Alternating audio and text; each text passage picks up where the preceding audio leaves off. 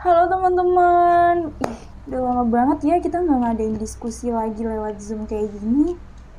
Gimana nih kabar kalian di tengah-tengah kesibukan ini? Tetap baik-baik aja kan? Iya bener banget nih Ra. Mumpung kita lagi liburan aja nih, makanya bisa ngumpul lagi. Bener banget, nggak ada waktu lagi buat kita sekedar diskusi kayak gini. Ngomong-ngomong tentang liburan, kalian pernah nggak sih liburan ke suatu negara, contohnya Singapura? Kalau misalnya ada kesempatan, kalian mau nggak ke sana? Singapura ya. Kalau kita lihat secara umum, kayak dari menurut pengalaman orang lain, pasti yang namanya Singapura tuh bagus banget ya. Tapi kalau misal kita lihat dari perspektif negara sendiri, contoh sistem pemerintahannya, apakah Singapura telah menjadi negara yang baik seperti apa yang orang-orang katakan? Ih, apa-apa dibawa serius deh. Bahkan sampai sistem pemerintahannya juga. Tapi gak apa-apa deh, biar kita bisa membangun diskusi dari topik ini. Nah, kebetulan aku udah pernah belajar nih tentang sistem pemerintahan Singapura. Wah, menarik banget tuh Ter. Coba deh kamu jelasin.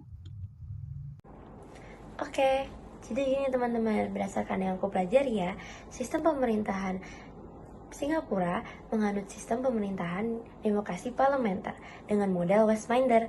Bentuk negara Singapura adalah parlementer demokratis perwakilan republik. Kepala negara Singapura adalah presiden. Pemerintahan dijalankan kabinet yang dipimpin oleh Perdana Menteri sebagai kepala pemerintahan. Singapura menjalankan sistem multipartai. Kekuasaan eksekutif dilaksanakan oleh kabinet. Kabinet memiliki kewenangan mengendalikan pemerintahan dan bertanggung jawab secara kolektif kepada parlemen.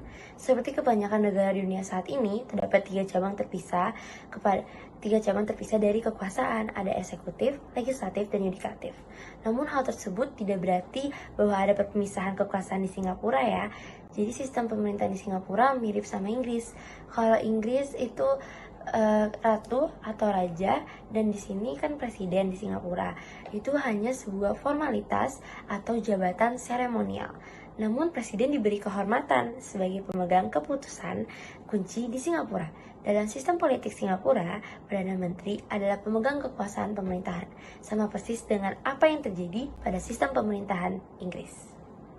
Dari penjelasan yang kamu jelasin itu, boleh jelasin sedikit lagi tentang sistem pemerintahan parlementer?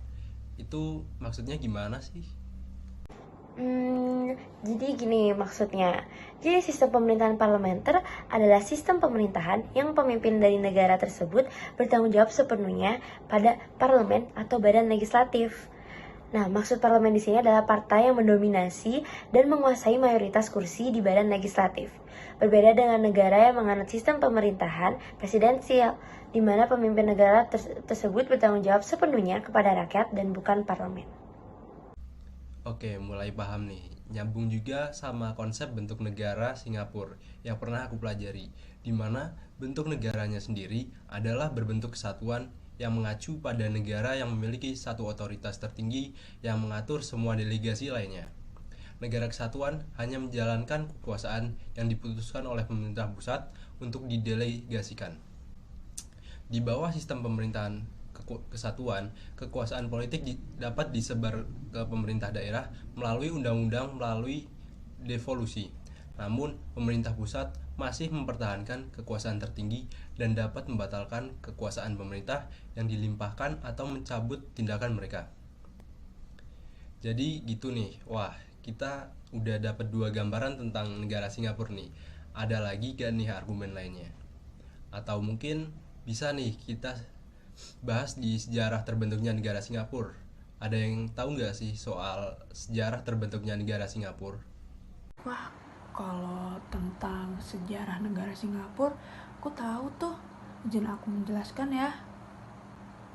Pada zaman dahulu kala, negara Singapura biasa disebut Sea Town atau kota laut. Meskipun catatan sejarah awal Singapura masih belum dipastikan kesahannya, sebuah catatan dari bangsa Tionghoa pada abad ketiga menyebutnya sebagai Pulau Chung atau pulau di ujung semenanjung. Kemudian kota ini disebut sebagai Temasek atau kota laut. Ketika pemukiman pertama didirikan pada tahun 1298 sampai 1299 sesudah Masehi. Singapura modern didirikan pada abad 19 berkat politik, perdagangan, dan seorang pria yang dikenal sebagai Sir Thomas Stamford Raffles. Raffles yang saat itu menjabat Letnan Gubernur Bencoolen atau sekarang Bengkulu di Sumatera mendarat di Singapura pada 29 Januari 1819. Menyadari besarnya potensi pulau yang tertutup rawa ini, ia pun membantu untuk melakukan perundingan dengan penguasa setempat dan menjadikan Singapura sebagai pos perdagangan. Tak lama, kota ini pun berkembang sebagai pusat perdagangan dan tempat penyaluran barang, menarik imigran dari Tiongkok, India, Kepulauan Malaysia, dan lainnya. Sehingga rata-rata penduduk Singapura adalah orang asing yang bekerja dan menuntut ilmu di sana.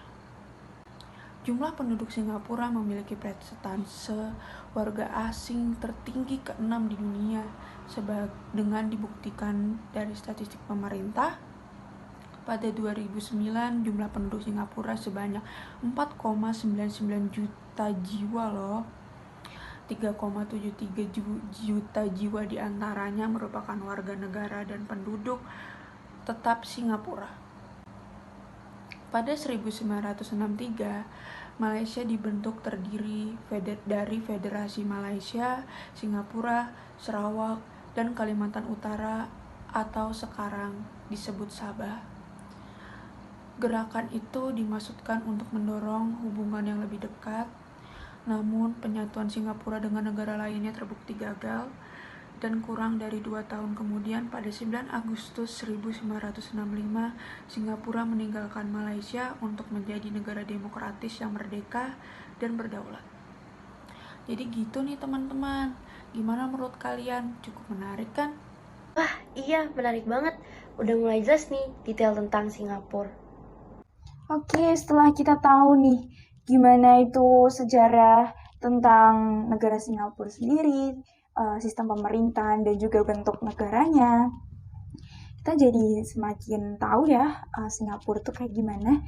Tapi kalian juga gak boleh terlewatkan satu hal lagi nih, yaitu tata letak geografis negara Singapura, agar kita semua makin mengetahui tentang karakter Singapura sendiri itu bagaimana, seperti itu.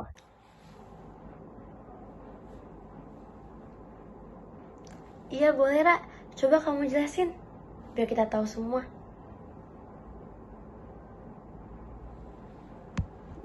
Negara Singapura sendiri memiliki luas wilayah yaitu 697 km kubik dengan 63 pulau yang ada di dalamnya, termasuk Pulau Singapura itu sendiri yang menjadi pulau utamanya. Nah, Singapura sendiri memiliki jembatan yang menjembatani yang menghubungkan antara wilayah Singapura dan juga Johor, Malaysia.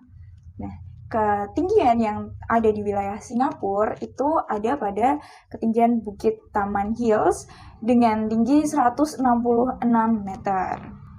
Nah, secara letak astronomisnya sendiri, Singapura ini terletak pada 1 derajat 11 menit lintang utara hingga 1 derajat 28 menit lintang utara dan 103 derajat bujur timur hingga 104 derajat 5 menit bujur timur. Secara letak astronomisnya udah kita ketahui nih. Sekarang secara letak geografisnya sendiri. Nah, secara geografis, pada bagian utara Singapura sendiri berbatasan dengan Johor, Malaysia.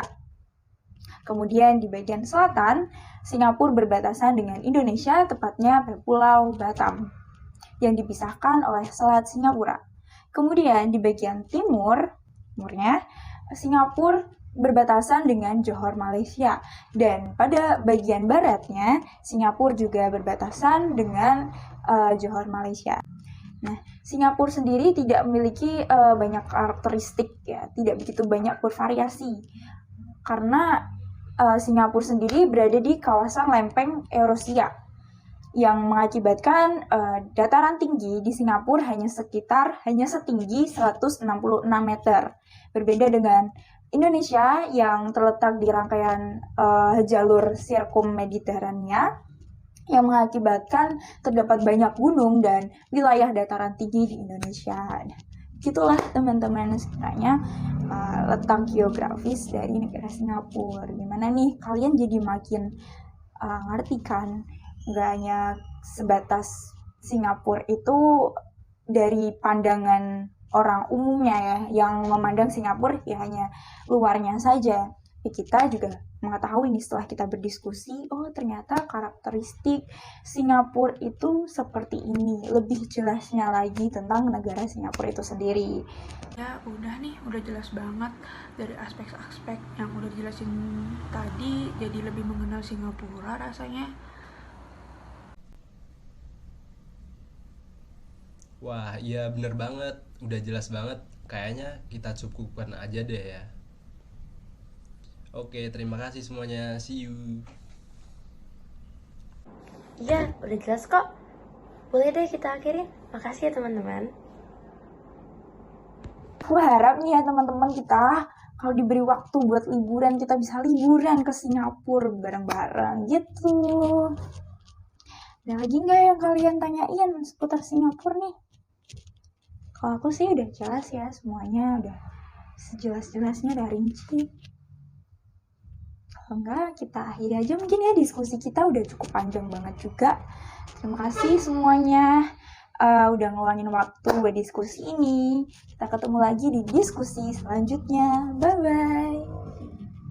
Dadah, tetap jaga kesehatan ya. Oke, terima kasih semuanya. See you. Oke, terima kasih semuanya. See you. Oke, terima kasih semuanya. See you.